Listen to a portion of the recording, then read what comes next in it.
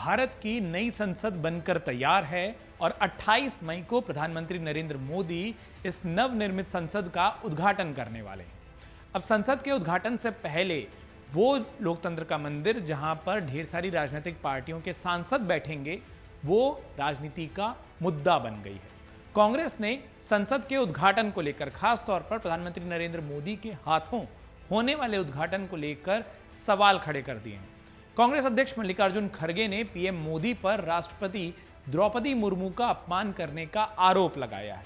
उन्होंने कहा कि ऐसा लग रहा है कि पीएम मोदी ने दलित और आदिवासी समुदायों से भारत के राष्ट्रपति का चुनाव केवल चुनावी कारणों से ही सुनिश्चित किया था। उन्होंने कहा कि पीएम मोदी पहली बार किसी राष्ट्रपति का अपमान नहीं कर रहे। इससे पहले उन्होंने पूर्व राष्ट्रपति रामनाथ कोविंद को नई संसद के शिलान्यास समारोह में आमंत्रित नहीं किया था।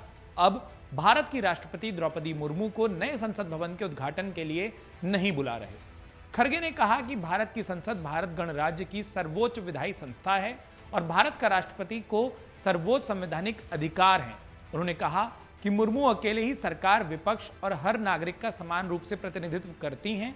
वो भारत की प्रथम नागरिक हैं। कांग्रेस अध्यक्ष खड़गे ने कहा कि राष्ट्रपति के हाथों ही संसद भवन का उद्घाटन होना चाहिए। मुर्मू द्वारा नए संसद भवन का उद्घाटन लोकतांत्रिक मूल्यों और संवैधानिक मर्यादा के प्रति सरकार की प्रतिबद्धता का प्रतीक होगा। खड़गे यहीं नहीं रुके, उन्होंने मोदी सरकार पर इसके बाद और भी वार किए। उन्होंने कहा कि मोदी सरकार ने बार बार मर्यादा का अपमान किया है। भारत के राष्ट्रपति का कार्यकाल भाजपा आरएसएस सरकार के तहत प्रतीकवाद तक सिमट गया है। इसके पहले कांग्रेस नेता राहुल गांधी ने भी संसद भवन के उद्घाटन पर अपनी टिप्पणी दी थी। उन्होंने ट्विटर पर लिखा था, वो भी इस विषय पर कि प्रधानमंत्री नरेंद्र मोदी नई संसद भवन का उद्घाटन करने जा रहे हैं।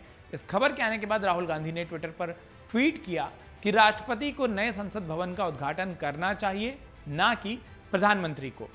नए संसद भवन का उद्घाटन उसी दिन होने वाला है जिस दिन हिंदुत्व विचारक वी.डी. सावरकर का जन्मदिन है और ऐसे में ये मुद्दा एक और विवाद को जन्म दे सकता है। कहीं ना कहीं इस पर रिएक्शन आने भी शुरू हो गए हैं।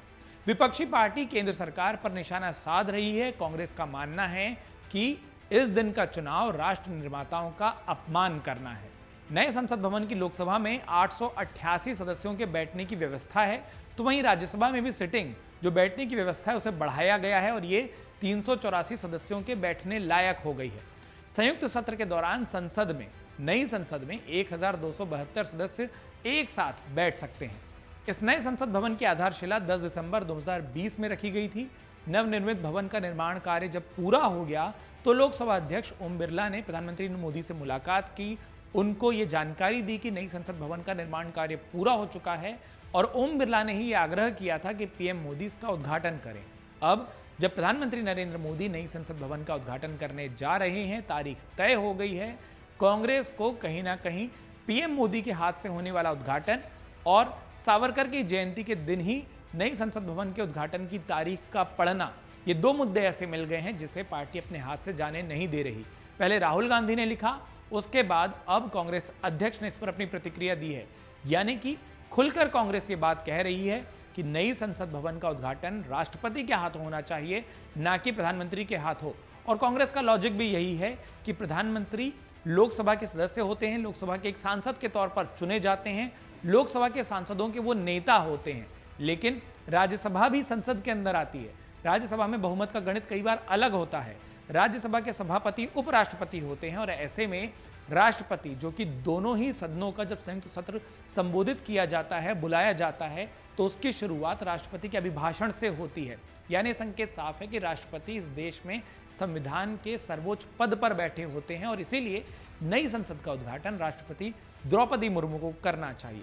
ये कांग्रेस का कहना है। बीजेपी इस मामले में अब तक कोई रिएक्शन नहीं दे रही है, लेकिन तारीख तय हो चुकी है। प्रधानमंत्री नरेंद्र मोदी 28 मई को नई संसद भवन का उद्घाटन करने जा रहे हैं।